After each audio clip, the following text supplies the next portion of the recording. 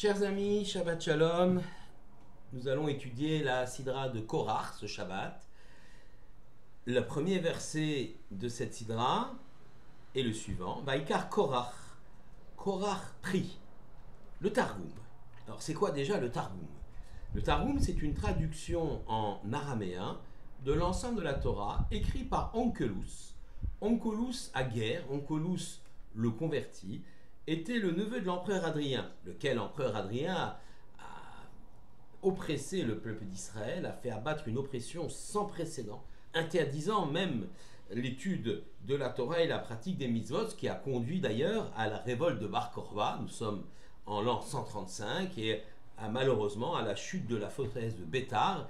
Bar Korba a été vaincu, les Juifs ont été massacrés, les 10 Asara Ouge Malchut, les 10 rabbins ont été martyrisés par le pouvoir romain, et Israël n'a eu son salut que grâce au fait que Hadrien est mort de maladie et finalement l'empereur qui lui a succédé fut plus favorable aux Juifs. Donc voilà, Onkelos, lui, était le neveu d'Hadrien, envoyé pour quelque part mater la rébellion juive et qui, séduit par la force de la Torah, s'est converti au judaïsme. Alors, il écrit donc Onkelos la chose suivante: It paleg Korach. Donc il traduit Vaïkar Korach, Korach prie, par It paleg Korach, ce qui signifie exactement en araméen Korach a fait sécession. Korach est le cousin de Moshe. C'est un homme extrêmement riche et assoiffé de pouvoir. Et il est taraudé par la jalousie. Jalousie d'abord contre le maître, Moshe, et qui prétend agir au nom du bien du peuple. Et il va entraîner, lui qui est taraudé par cette jalousie et qui veut agir pour le bien du peuple, Korah va entrer dans cette funeste aventure des centaines de partisans. Ce récit est d'abord celui d'un ambitieux qui a soif de pouvoir et qui, usant de démagogie, prétend partager avec le peuple ce pouvoir. Cette histoire est somme toute classique. C'est une histoire de lutte pour s'emparer de la tête d'une nation. Cependant, si on résume ainsi cet épisode, on le réduit à cette idée-là, on pourrait se demander quel intérêt la Torah a-t-elle à nous le raconter, puisque c'est quelque chose qui est assez banal. En vérité, au-delà de la tentative de coup d'État, avortée d'un ambitieux sans scrupules, Korach, il y a un véritable combat idéologique, et c'est la raison pour laquelle la Torah va s'étendre, développant une sidra entière sur cette révolte de Korach, cette tentative de coup d'État. Rashi nous rapporte que Korach a d'abord, effectivement, au-delà de sa soif de pouvoir et d'argent, c'est un homme extrêmement riche, Korach utilise un argument logique, implacable, pour soutenir sa lutte. Il s'exprime ainsi devant Moshe. Un talit qui est teint totalement, pigmenté totalement, en bleu par le pigment Techelet, a-t-il besoin qu'on lui accroche un fil bleu teint en bleu par ce même Techelet? Moshe lui répond qu'effectivement, tout talit, quelle que soit sa couleur, exige que l'un de ces 8 fils soit teint en bleu. Réfléchissons d'abord à cette mitzvah de Techelet.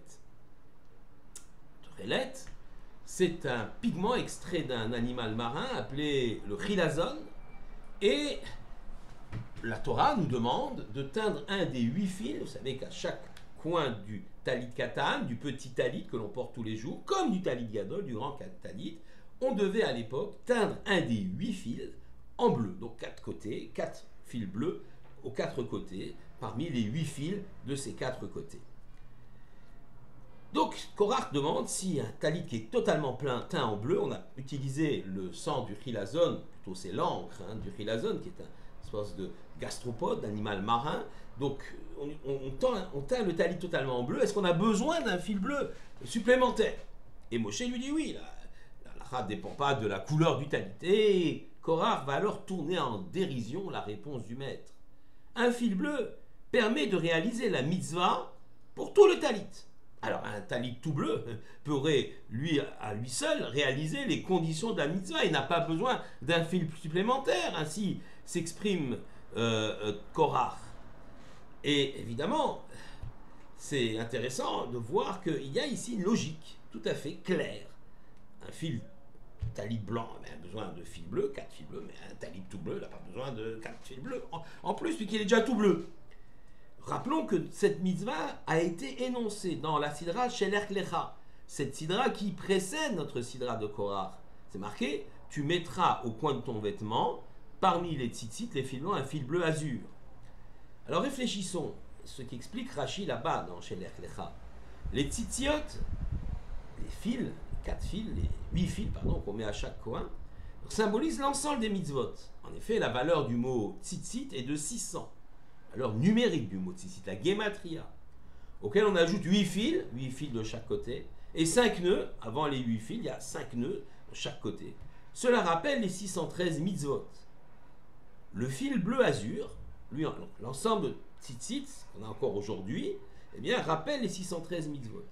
Le fil bleu azur, lui, rappelle le ciel, et donc l'origine divine et céleste de toutes ces mitzvot, de toutes ces prescriptions.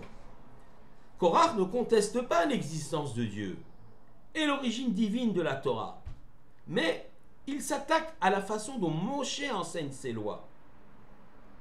Moshe applique la halacha, la loi, quel que soit le cas de figure, en appliquant le principe Naasen venishma. Nous ferons et nous comprendrons. C'est ainsi que Moshe enseigne cette Torah.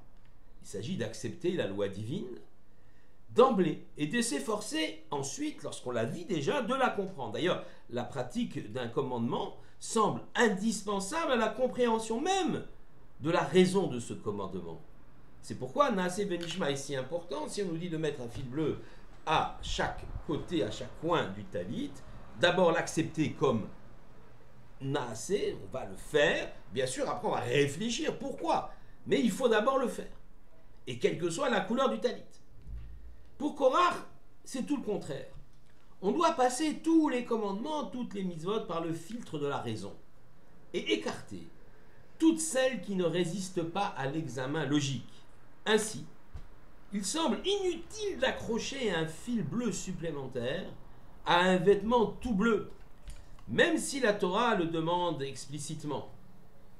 Le Midrash rapporte d'ailleurs une autre discussion entre Korach et Moshe, Tanchuma, Midrash Tanchuma, sur cette sidra de Korach.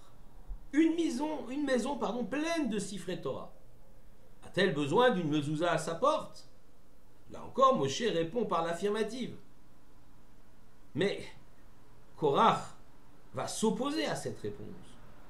A-t-on besoin, alors que dans cette maison il y a tous les sifrei Torah, d'ajouter un petit morceau tout petit de parchemin supplémentaire à l'entrée de cette maison qui en contient déjà tout plein?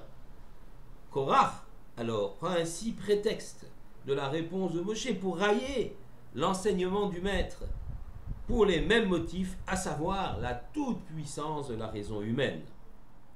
L'idéologie de Korach relève de l'orgueil démesuré qui croit pouvoir tout expliquer, écartant ce qui lui semble illogique, occultant le fait qu'une sagesse divine dépasse de loin les capacités humaines de raisonnement. Korach ne comprend pas qu'être placé devant une énigme intellectuelle peut permettre à l'homme d'aller plus loin dans les raisons divines des mitzvot. C'est un défi. C'est un défi que Korach refuse. L'homme doit aller plus loin encore dans ses investigations pour rechercher quelles sont les sources de tel ou tel commandement, s'approcher de ces raisons divines, de ces commandements. C'est un défi, un challenge. Et comme je l'ai dit, Korach le refuse. Il préfère s'en tenir à sa propre raison pour trier ce qui lui convient intellectuellement et écarter des pans entiers de la Torah qu'il considère comme étant illogiques ou ne passant pas le crible de la raison humaine. Cette attitude, en vérité, empêche toute progression humaine vers plus de spiritualité. Des mouvements internes au judaïsme, comme les libéraux, les modernes, réformes, conservatives et autres massorati, suivent ce courant, triant les mitzvot et triant parmi les mitzvot celles qui ne sont pas dans l'air du temps. celles qui leur semblent archaïques ou caduques. Des pans entiers du judaïsme sont écartés et l'essence même de la Torah est remise en question. La révolte de Korach échouera, mais les leçons de cette histoire semblent très contemporaines, dans un monde où l'homme pensait, il y a encore peu, tout savoir. Les différentes crises nous ont appris la modestie, les crises humaines, les crises sanitaires, comme le Covid par exemple. Sachons-en nous en souvenir. Shabbat Shalom à tous.